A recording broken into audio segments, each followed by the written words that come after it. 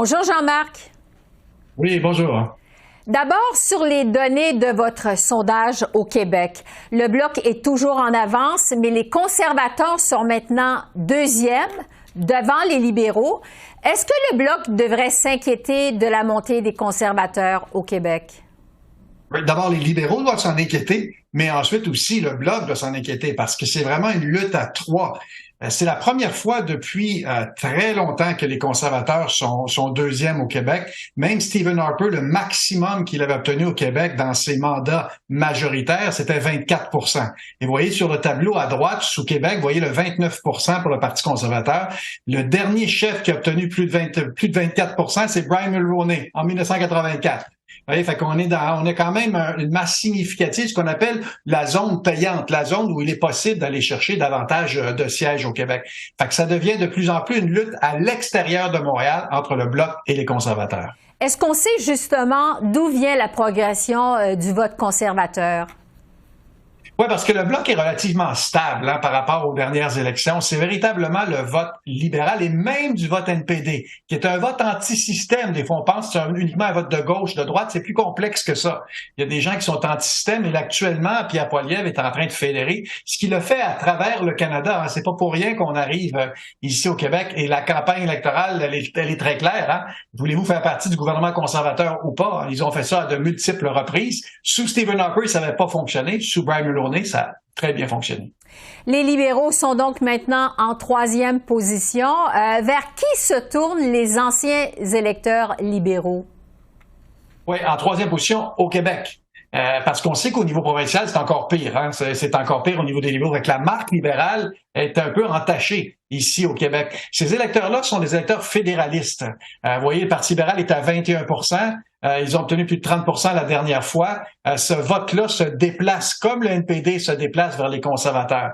Alors qu'à l'échelle canadienne, c'est directement un transfert aussi. Vous savez, 41 % pour les conservateurs, c'est le plus haut taux que j'ai mesuré depuis 2011. Pour les conservateurs. Et l'écart de 16 points est quand même important parce que, Esther, ça fait 18 mois, un an et demi que les conservateurs ont une avance de 10, 12, maintenant 16 points sur les libéraux. Donc, ça demeure des tendances assez stables. Oui. Et à l'échelle nationale, justement, les conservateurs poursuivent leur progression. On le voit, la tendance est de plus en plus lourde. Est-ce qu'elle est irréversible, cette tendance? C'est extrêmement difficile. Quand ça dure très longtemps, c'est difficile à renverser, mais quand même, il n'y a pas d'élection à ce qu'on pense en 2024. Donc, d'ici 2025, il peut se passer plein de choses au niveau politique. Il y aura, entre autres, l'élection d'un nouveau président aux États-Unis qui peut influencer le choix aussi au Canada. Il y a plein d'événements politiques. Quand un parti politique comme le Parti libéral est au pouvoir, il contrôle quand même l'agenda. Oui, il n'y a que 25 % des voix, mais il faut se rappeler que la dernière fois, ils ont gagné l'élection avec 33 % des voix. Donc, ils sont pas aussi loin que puisse se passer le sondage. On est loin. Si j'étais à la veille, à une semaine des élections, là, ce serait une autre discussion que nous aurions. Mais à quelques mois, si c'est pas une année d'élection, tout peut se passer. Revenons au Québec. On sait que François Legault a remis en question l'utilité du Bloc québécois la semaine dernière.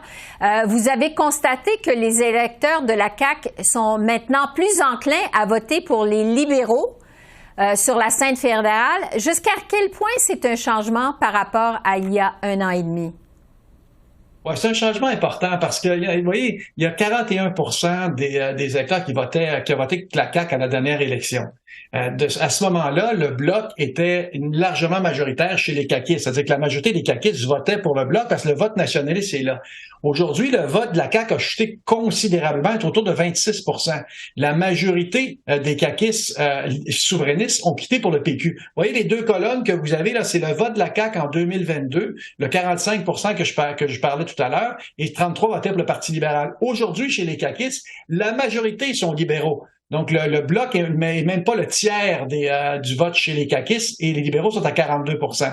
Autrement dit, le vote caquiste s'est déplacé vers le vote fédéraliste. Et c'est pour ça qu'il y a moins d'atomes crochus, disons, entre le Bloc et la CAQ, comme ce l'était il y a quelques années, où c'était une coalition plus large. Aujourd'hui, la CAQ est davantage une coalition fédéraliste, alors que le Bloc, lui, est davantage une coalition souverainiste.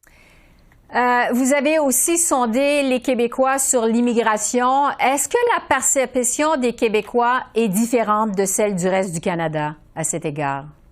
Ça, c'est une surprise. C'est un mythe là, qu'il faut changer, le mythe que les Québécois sont racistes, xénophobes, qui n'aiment pas l'immigrant. Oui, nos tableaux sont tellement clairs quand on sonde à travers le pays. Regardez, est-ce que vous souhaitez avoir plus d'immigrants? Non, les Québécois ont de la difficulté à intégrer les immigrants dans leur collectivité. Mais c'est la même chose à travers le Canada, où c'est seulement 9 des gens qui sont prêts, qui estiment qu'on devrait avoir plus d'immigrants. Il faut comprendre qu'on a eu plus qu'1 million l'année dernière, fait que ça a quand même changé les perceptions à travers le pays. Donc, à cet égard-là, sur la perception du nombre d'immigrants, c'est relativement semblable entre le Québec et le reste du Canada. Là où ça se diversifie, c'est l'impact qu'ont les immigrants sur la réalité socio-économique. Là-dessus, les Québécois sont nettement plus favorables, surprise, sont nettement plus favorables que le reste du Canada sur l'impact que les immigrants ont, que ce soit sur la création d'emplois, que ce soit sur contrer le vieillissement de la population, ou même sur la croissance économique, où les Québécois sont plus favorables à l'impact et moins négatifs à l'égard des effets collatéraux. Sur le logement, c'est semblable, mais sur les autres effets sur la collectivité, donc sur l'éducation, le système de santé, les Québécois sont moins négatifs à l'égard des immigrants. Vous voyez, on se rejoint sur le nombre d'immigrants, il y en a trop. Mais sur la perception d'immigrants, disons que les Québécois, ça demeure une terre d'accueil. Donc, c'est une vision plus positive que dans le reste du Canada. En terminant, Jean-Marc, ça fait pas partie de votre sondage, mais sur le fait que le gouvernement Legault veut interdire aux enfants des demandeurs d'asile d'avoir accès aux garderies subventionnées du Québec, ça fait réagir beaucoup. Vous avez sondé les cœurs des Québécois depuis assez longtemps. Je fais appel à vos talents d'analyste. Comment ça va être reçu par les Québécois, selon vous? On ne l'a pas sondé, mais de façon générale, comme je disais tout à l'heure, les Québécois sont très accueillants. Et créer deux niveaux de Québécois, c'est extrêmement dangereux, particulièrement quand on touche aux enfants, qui, eux, dans le fond, n'ont rien à faire avec ce type de débat-là politique. Là. Ils viennent ici au Québec et ils ont droit aux mêmes services. Fait que, globalement, c'est pas une politique qui risque d'être bien reçue par le gouvernement, par les citoyens du Québec à cet égard-là. Et ici, il y a un sentiment de bon ententisme. On veut trouver des moyens de mieux intégrer les immigrants, puis à mon avis, ça commence très jeune dans la vie. Les intégrer dans la garderie, c'est les intégrer dans la société. Oui, on a entendu plusieurs fois la critique de manque de compassion. Jean-Marc Léger, merci beaucoup. Merci de vos lumières. Au plaisir, Esther.